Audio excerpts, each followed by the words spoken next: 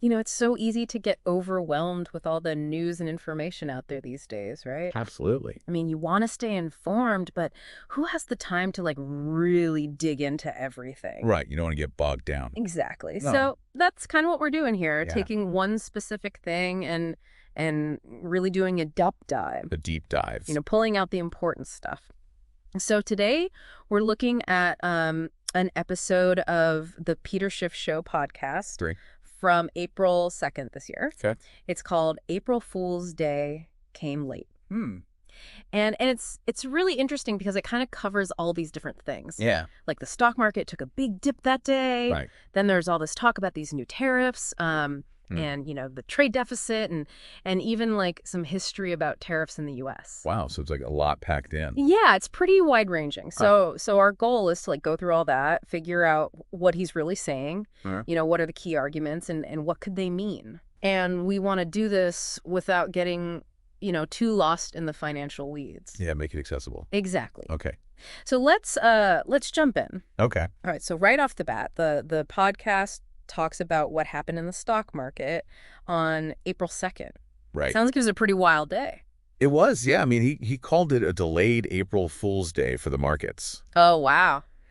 And he really, laid out the numbers. Yeah. Like to show how bad it was. Okay. So what were some of the specifics there? Well, he mentioned the Dow Jones was down like over 2,200 points. Oh, wow. Which is huge. That's a lot.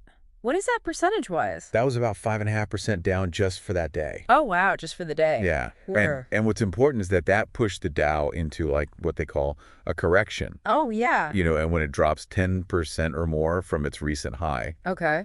And in this case, it was down 15% from its peak. Oh, wow. So that's a pretty big signal that things are a little shaky. Yeah, definitely some turbulence. All right. So the Dow's down big. What about the other, the big market indicators? Yeah, so the S&P 500, that also took a hit. Okay. Down about 6% for the day.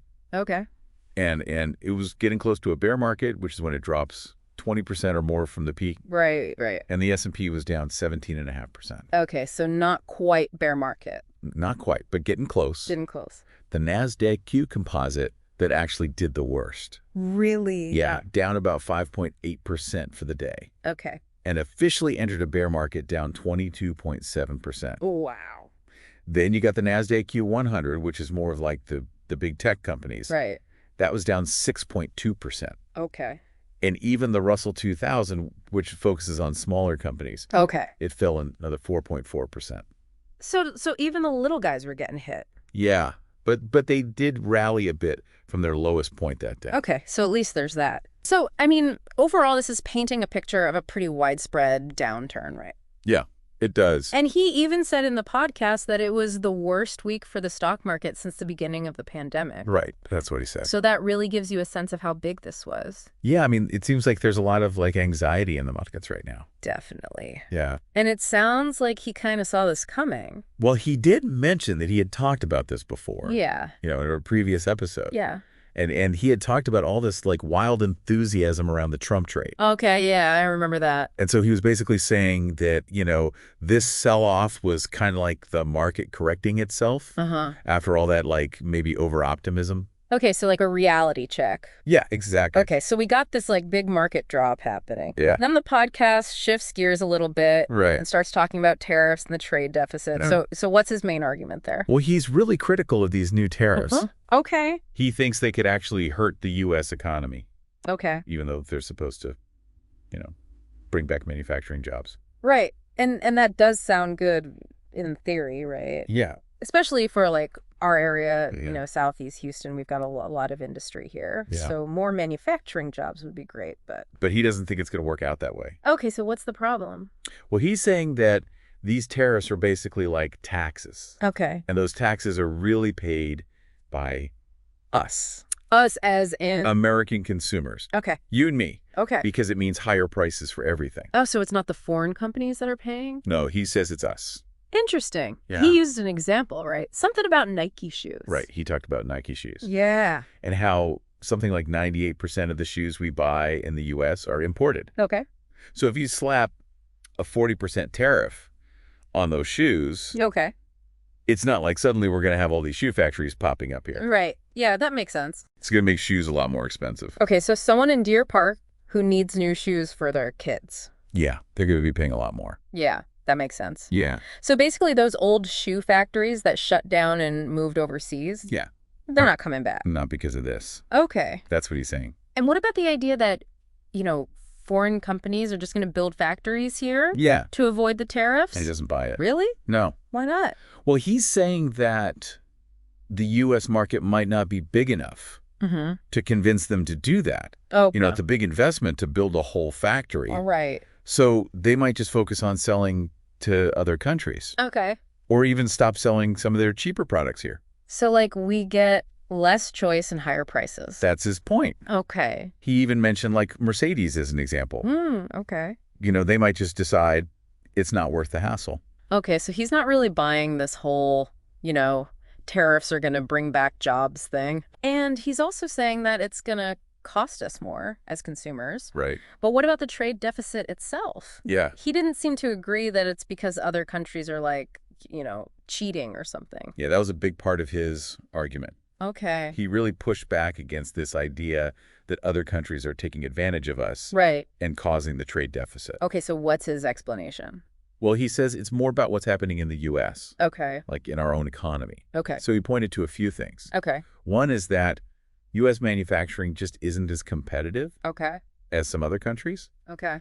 And another is that Americans just consume a lot. Right. We do love our stuff. Yeah, we buy a lot more than we actually produce. Okay. And then there's the whole thing about interest rates, Okay. how they're really low. Right. And that's partly because of all the money coming in from other countries. Okay, wait, explain that. So, countries that have a trade surplus with us, Okay. they often end up buying U.S. debt, like treasury bonds and stuff. Okay. And that helps to keep our interest rates low, Okay.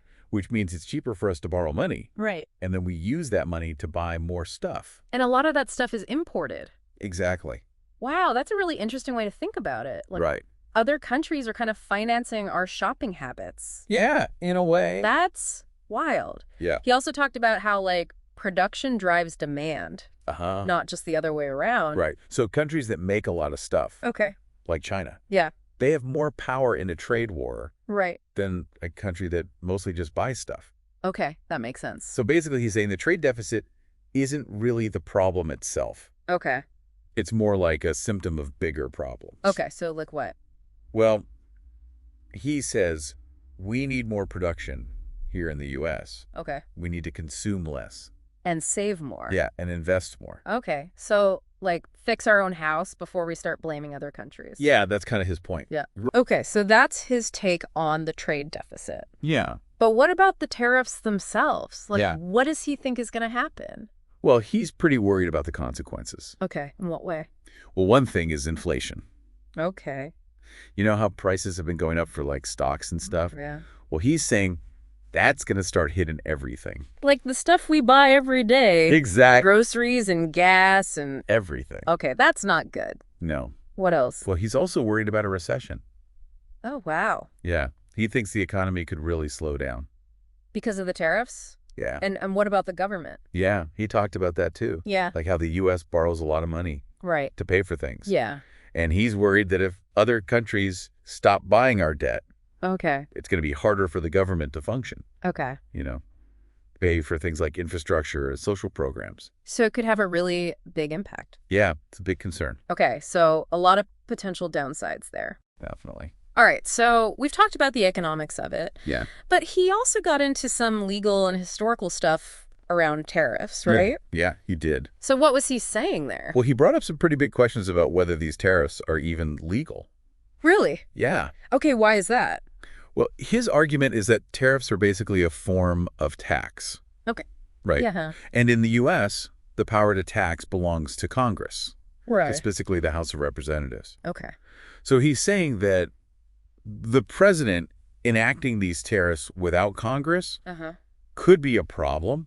Like an overreach of his power. Exactly. Okay, so that's the legal argument. Yeah. But he also questions, the whole justification for the tariffs. Yeah, he was pretty skeptical about that. So, what was he saying? Well, remember they kept saying these tariffs were reciprocal? Right, like we're just doing what other countries are doing to us. Exactly. Okay. But he was saying that's not really true in a lot of cases. Oh. Like, we're putting tariffs on stuff from countries that don't even have tariffs on our stuff. Oh, wow. Or our tariffs are way higher than theirs. Okay, so it's not really a level playing field. No. He even used the word scam at one point. Wow. So he's really not buying it. No. Interesting. He also talked about how the U.S. used to rely a lot on tariffs. Right. Back before we had income tax. Okay.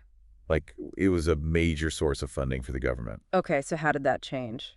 Well, he said it was part of the populist movement. Okay. Back in the day. Yeah. They wanted to get rid of tariffs. Why? Because they felt like tariffs were hurting the middle class and the poor. Okay. Like, it made everything more expensive. Right. So they pushed for income tax instead. Okay. Because they thought that would be fairer. Okay, so the rich would pay more. Yeah, that was the idea. And so what's his point about all this? Well, he's saying that now the middle class is getting hit with income tax, Okay. Social Security tax, Yeah. and now these tariffs are going to make everything more expensive again. Right. So he sees it as like a step backwards. Okay, like we're going back to a system that hurts the average person. Exactly. Okay, that's a really interesting perspective. Yeah. So he's not a fan of these tariffs. Yep. And he's pretty worried about what they're going to do Yeah. to the economy. Right. Now, he also made a prediction about a recession, didn't he? Yeah, he did. So what was he basing that on? Well, he said even before these tariffs, the forecasts for the first quarter GDP were already negative. Oh, wow. So things weren't looking so good anyway. Yeah. And then you add the tariffs on top of that. And he thinks it's going to push us into a recession. Yeah, that's what he's saying. Okay. And were there any other signs that he was pointing to? Yeah, he mentioned a few things. Like what? Well, oil prices had dropped a lot, Okay. and the Australian dollar had gone down, Okay. and copper prices were down too. Huh. And he said all of that could be a sign of a global recession brewing. A global recession. Yeah, but he thinks it'll hit the U.S. harder. Okay, so we're not going to escape it. No. And he talked about Bitcoin too, right? Yeah, that was interesting. Yeah. Because Bitcoin had actually gone up. While the rest of the market was down. Exactly. That is interesting. Yeah, and he talked about how Bitcoin is kind of weird. Right. It doesn't always follow the usual patterns. Yeah, like sometimes it moves with gold. Oh, Sometimes it moves with the NASDAQ. And sometimes it does its own thing. Exactly. Right. It's hard to predict. And there was that whole thing about the tariffs being a deliberate attempt to crash the market. Right. So the Fed would lower interest rates. Yeah, and he called that an asinine plan. Yeah, I remember that he didn't mince words there. No. He really thought that was a bad idea. Yeah, he said it would be really damaging.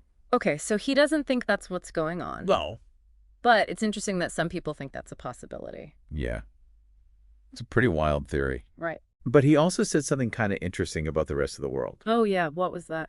Where he said that maybe this whole thing could actually benefit other countries. Really? Yeah, like if we buy less stuff from them Okay. and they stop lending us so much money, they might be better off. Okay. They could focus on their own economies. Interesting. You know, build up their own middle class. Well, like they wouldn't be so dependent on the U.S. Exactly. That's a really different way of looking at it. Yeah, it kind of flips the script. Right. It's like maybe this is their chance to break free. Yeah, that's Right. kind of what he was suggesting. Now, towards the end, he talked a little bit about investing too, right? Yeah, he did. So what was his advice there? Well, he's still recommending that people look at companies outside the U.S., Okay. ones that are going to benefit from all this growth in the global middle class. So like companies in those countries that might be doing better. Exactly. Okay. And he also said, you know, gold and foreign assets, they might be undervalued right now Okay. compared to U.S. assets. So even though they've gone down recently, Yeah, they could be a good buy. that's his thinking. Okay, so if I'm hearing you right, the main takeaway from this podcast is basically What? don't get too excited about these new tariffs. Yeah, he's really not a fan. No, it sounds like he thinks they're going to backfire Big time. and hurt the U.S. economy. And the average American. Exactly. So it's a lot to think about. It is. And, you know, it makes you wonder how all of this could affect our community here. Yeah. You know, in Deer Park, LaPorte, Pasadena. Right. Like, these are big global forces, but Yeah. they can have very real local impacts. Absolutely. You know, what kind of businesses will thrive? What kind of jobs will be available? Right. What will things cost? Yeah. How will our lives change? Exactly. And that's what we're all about here, right? Yeah. Trying to understand these bigger issues so we can think and act locally. Make informed decisions. Exactly. If you found this deep dive helpful and you want to support our mission Yeah.